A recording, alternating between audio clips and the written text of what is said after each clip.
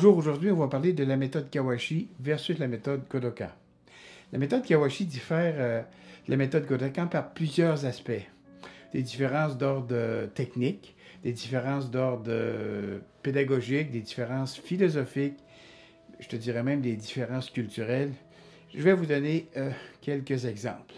Je vais vous faire un bref résumé sur sur l'œuvre de Michinosuke Kawashi. D'ailleurs, je vous invite à voir la vidéo sur la chaîne Martial Manvôtre où il y a un document qui est consacré à ce maître-là. Disons rapidement qu'il débarque à Paris sur l'invitation de Moshe Feldenkrais. Ça va être un personnage clé qu'il a connu dans le temps qu'il était au Budokwai à Londres lorsque Kawashi y séjournait. Il arrive à Paris le 1er octobre 1935. Puis il va ouvrir le 1er décembre de la même année un club, il appelait ça le club franco-japonais de judo.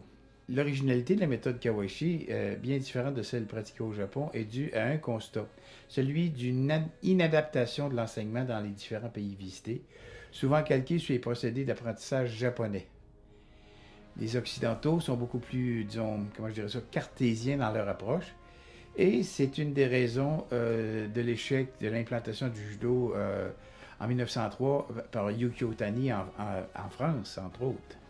D'un pays de l'Ouest, le judo peut être envisagé au départ comme une activité de loisir, contrairement à la structure japonaise qui vous amène la clientèle. Bien pour les autres, il fallait aller chercher cette clientèle-là dans le public. Pour arriver à faire ça, Kawashi a dû se servir de deux phénomènes sociaux. Phénomènes sociaux qui sont arrivés avec les années 1920 en France, avec une fascination pour tout ce qui était oriental, mystique. Puis cette fascination-là a diminué, bien sûr, mais c'est allé jusque au début des années 60. On parle ici du petit qui va vaincre le gros, la puissance du kiai, le cri qui tue, la méthode secrète de judo. Enfin, vous voyez ce que je veux dire. Moi, chez Feldenkrais, celui qui a invité Kawashi en France, était chef de laboratoire chez Marie Curie. Et c'est vraiment un scientifique cartésien. Puis on ne peut pas faire abstraction de son influence dans la construction du système Kawashi, qui a pensé une méthode par numéro au lieu du Gokyo de 1920. Les classements des techniques, c'est par famille. Mouvement de jambes, mouvement de bras, mouvement d'épaule, mouvement de hanche. Et puis leur numérotation apporte une espèce d'alternative à la dénomination du mouvement. Par exemple, Osotogari devient le premier de jambe. Ce système de classement-là va permettre à l'élève de mémoriser plus facilement le programme à travailler pour la ceinture supérieure, dont, entre autres, l'obtention est un moteur certain de travail puis surtout d'assiduité. Mais on remarque que déjà, il s'éloigne du Gokyo, puisque le premier mouvement de jambe du Gokyo, c'est les Hashibarai. Puis Osotogari, dans le même Gokyo, est le quatrième mouvement du cinquième Kyo. Il y a un autre aspect aussi qu'il faut prendre en ligne de compte. Une progression qui est basée sur l'obtention d'une ceinture plus foncée que la précédente. La blanche devient jaune, ensuite orange, verte, bleue, marron, avant d'arriver à la ceinture noire. À chaque ceinture va correspondre un programme d'enseignement qui va donner au pratiquant une espèce de, de sensation de progresser. Puis ça lui apporte une variété de techniques à travailler. Ça évite la lassitude puis la répétition. Les gens n'aiment pas trop répéter pourtant et pourtant. Enfin. Puis une autre affaire aussi, c'est que Kawashi avait noté, Kawashi c'est un fin observateur, il avait noté que la société française de l'époque, puis encore aujourd'hui jusqu'à un certain point, est très hiérarchisée. Puis chacun avait un titre ajouté à son nom à leur carte de visite. Puis en créant les ceintures de couleur, le pratiquant devenait une espèce d'expert qu'on pouvait reconnaître dès le départ parce que ça se voyait. Ceinture rouge, ceinture orange, là. On sait que la paternité de cette invention-là, des ceintures de couleur, est erronée. C'est pas Kawashi. Kawashi s'est inspiré largement de Kenji Koizumi pour les ceintures de couleur. Koizumi, ils avaient créé avant. Il utilisait, lui, une progression à peu près semblable. Puis son inspiration à lui venait des couleurs des boules de billard. Comme je vous l'ai dit tout à l'heure, c'était quelqu'un qui observait beaucoup. Puis il a voulu se distancer des entraînements de lutte en créant des types d'entraînements comme par exemple la pratique japonaise. Il dit, on va faire de la pratique japonaise. Ça, c'était simplement des uchikomi. Il y avait aussi les randori à la française ou randori soupe qui permettaient l'apprentissage des chutes puis le travail technique en obligeant les pratiquants à alterner. Deux chutes, une projection, deux projections, une chute. Fait qu'il y avait enlevé, si vous voulez, le côté confrontation. Puis comme le partenaire offrait à peu près pas de résistance, Tori connaissait un succès plus rapidement. Puis encore une fois, ça se voyait. Puis il y a aussi certaines techniques à étudier qui ont été adaptées à la morphologie européenne. Par exemple, Kawashi enseignait en premier Sode Tsurikomigoshi, qui va être privilégié à celui de Tsurikomigoshi. Bien, ça va demander une plus grande flexion des jambes, par exemple, Ippon Sawinage en premier mouvement d'épaule, plutôt que Morote Sawinage. Pour la même raison, les Européens étaient, les Caucasiens étant moins souples des épaules. Mais ça, c'est bon, c'est cosmétique si on veut. Mais il y a aussi des adaptations sur des principes. Et ça, c'est un petit peu différent. Hein? On va prendre par exemple Uchimata. Ben, Uchimata en judo Kodokan, c'est une technique de jambe, puisqu'il fait partie dans le Nage no Kata de la troisième série, celle de jambe. Mais dans le système Kawashi, Uchimata, c'est le 10e de hanche. Le Taiotoshi est différent de celui qui était enseigné au Kodokan.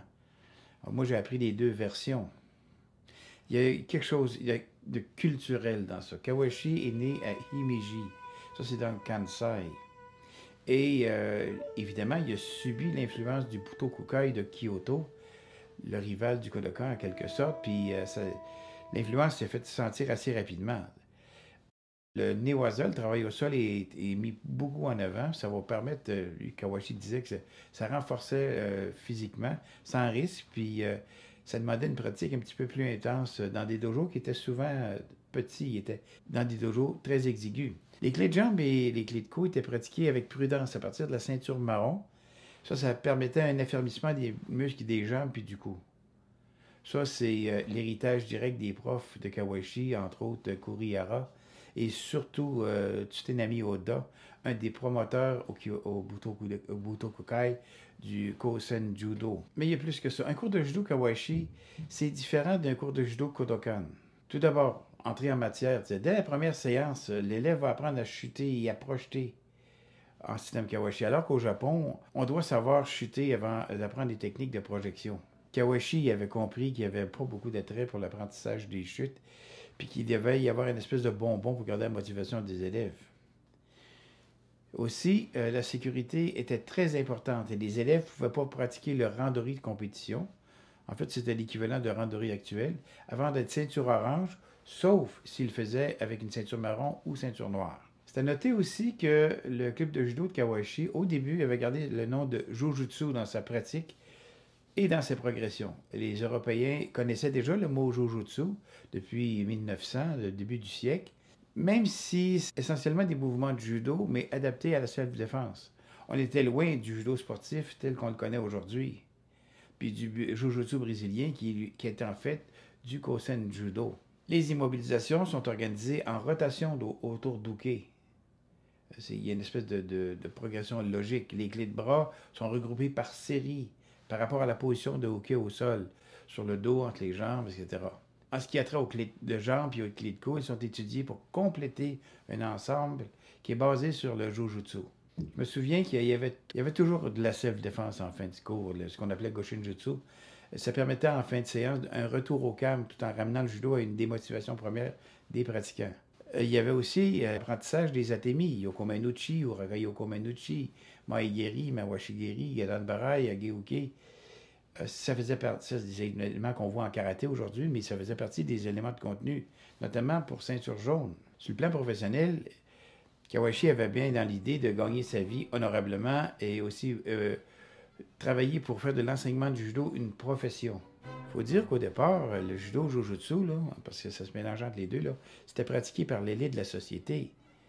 Quand on parle d'élite intellectuelle, on parle d'élite intellectuelle et financière. Quand Marie Curie est associée au dojo, c'est quand même quelque chose. Surtout avant la guerre de 1939. Quand vous dites là, que quand Marie Curie et son mari, c'est des prix Nobel, viennent assister à des démonstrations de judo en compagnie de l'ambassadeur du Japon, on comprend rapidement que c'était pas bon marché. Sur le plan des affaires, Kawashi, il savait se débrouiller. Il avait institué une espèce de système de franchise et de non-concurrence entre dojos. Ça a beaucoup aidé à intégrer beaucoup de territoires, puisqu'au début, il était interdit d'ouvrir un dojo à moins de 3 km d'un dojo existant.